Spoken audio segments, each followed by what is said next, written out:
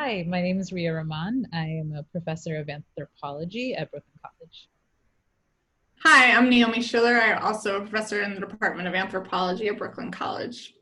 We're so happy to talk to you really briefly right now about how we understand one of the anti-racist coalition demands for developing anti-racist pedagogy. So we see anti-racist pedagogy as having three central components. One is perhaps the most obvious, which is the study, including the study of racism, white supremacy, and inequality into our course content. And we're talking about across the disciplines, from the humanities to the social sciences to the arts. And what we mean by this is we're not simply asking people to focus on supposed differences or to study Black and Brown people and incorporate that into their classes. We're asking people to study racism and structures of inequality and power and how that works, and include that into their course content. A second component is also of anti-racist pedagogy is examining the roots of our disciplines and how they've been shaped by white supremacist assumptions and goals, right? And so that really means looking at the foundations of all of our disciplines and thinking through their histories. For example, in anthropology, central is examining the roots of our methods, how we do and collect data, and how that continues to shape the assumptions of anthropology, and try to undo that and try to understand the white supremacist history of anthropology. So a third component of anti-racist pedagogy is examining our relationships both on campus and off campus. So relationships between faculty, staff, and students, but then also linking our teaching and learning to the surrounding community. So anti-racist pedagogy is about advancing social change much more broadly beyond the campus. Something we've talked a lot about in ARC is what do we mean by white supremacy? Because it's such a complicated idea. So many people have and what we do so much in anthropology is trying to get under what we take as like common sense understandings of things. And we had shared at our general meeting in July the white supremacy iceberg. And it's a helpful tool and visual because a lot of the things that a lot of people tend to think of as racism is really only the tip of the iceberg.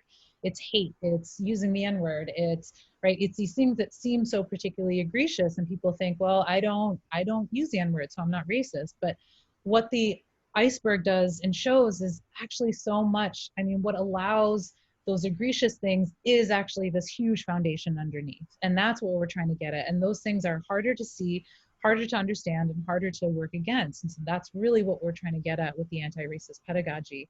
I think white supremacy can be particularly hard for white people to recognize.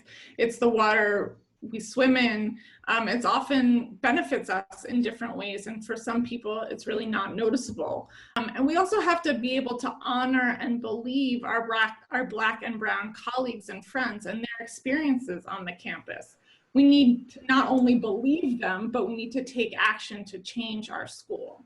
Everything that we're doing in all of our demands are coming out of, we see ourselves as mobilizing at the grassroots, as Professor Johnson and Bank Munoz had said about leadership, right? That we want to respond to our community. And so to speak better to why we need anti-racist pedagogy, we'd like to let one of our students, student Stefan Charlotte, who graduated in the spring, who spoke at our town hall, we'd like to have him share his words about how his own experience at Brooklyn College and why we need the kind of changes that we're asking for. Hi, y'all. So I recently graduated from Brooklyn College in December after completing my senior thesis, which was based around a lot of the things that I was seeing in the institution that is Brooklyn College. We have to, before we can do anything, we have to understand that this institution is very white and very liberal, and these notions don't necessarily lend themselves to revolutionary thought, to change, because a lot of it is based on like ideas of like progress. Like, we're not as bad as we were when we decided that we were going to charge tuition now that we have Black and Brown students. But we're not really doing much of anything. We're seeing lots of disparity between Black and Brown students. We're seeing an inability for resources and for real direct action. my first year at Brooklyn College's Sociology Club was trying to start petitions to remove the gates surrounding Brooklyn College, which in of itself is this sort of archaic notion that a campus in Flatbush, ingrained in a Black neighborhood, is cut off from the access of like Black folks surrounding that neighborhood. The ideas and notions that in my entire time in Brooklyn College, I may have had 3 Black professors, all of whom are men, only because of the program that I was in, one being Johnson, one being Cunningham, and one being Dane Peters.